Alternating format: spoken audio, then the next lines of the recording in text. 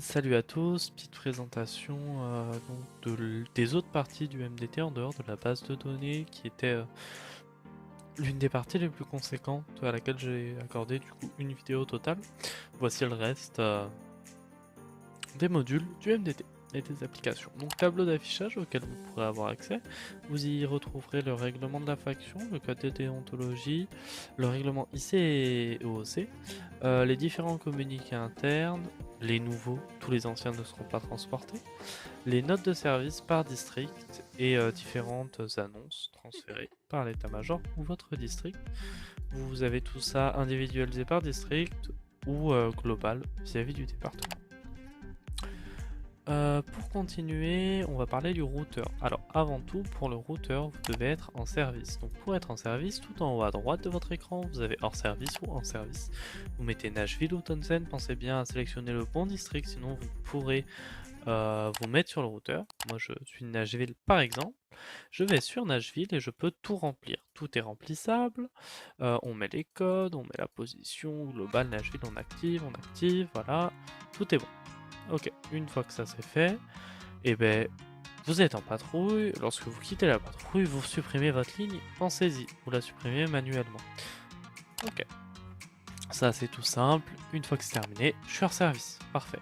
La messagerie, une messagerie basique qui ressemble à des mails RP. Vous tapez le nom de la personne, vous trouverez. Pas besoin de vous embêter à suivre pile poil macmirez.juan par exemple. Mettez juste macmirez, ça vous le met tout seul.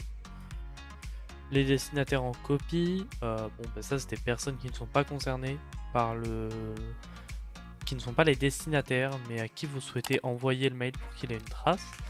Espace formation, alors vous n'allez pas avoir accès à candidature et intégration, mais vous aurez accès à cours, formation générale et aux divisions dans lesquelles vous êtes. Cours, vous avez accès à tous les cours théoriques du département. Ici vous avez le TSDC module 1 par exemple. Les formations générales, c'est les formations disposées qui ne sont généralement pas obligatoires. Voilà. Et ensuite, par division, vous aurez différents cours relatifs à vos divisions. Déplacement, un endroit très important. Alors ici, super important, ça vous permet de demander à aller sur un autre district. Imaginons, je suis Nashville et je veux aller sur Townsend. Et bien je mets district de destination Townsend, heure de début à laquelle je souhaite y aller, 18h. Alors l'année, désolé, vous mettez date et heure. Du coup aujourd'hui, 2026 d'ailleurs, et je veux y aller pour 23h45. Je terminerai ma patrouille le lendemain à 1h du matin. J'explique la raison, test. Voilà, vous avez votre demande. Maintenant, un membre du district opposé pourra avoir le luxe d'accepter ou non. Votre district d'origine accepte, ok, approuvé. On approuve la demande dans les heures que vous avez faites, voilà. Et où on la refuse d'ailleurs. Voilà, elle est refusée nulle. Si on vous la refuse, elle sera totalement refusée. Si on vous l'accepte, ce sera ok. Pareil pour accepter. Alors, je peux pas vous le faire actuellement.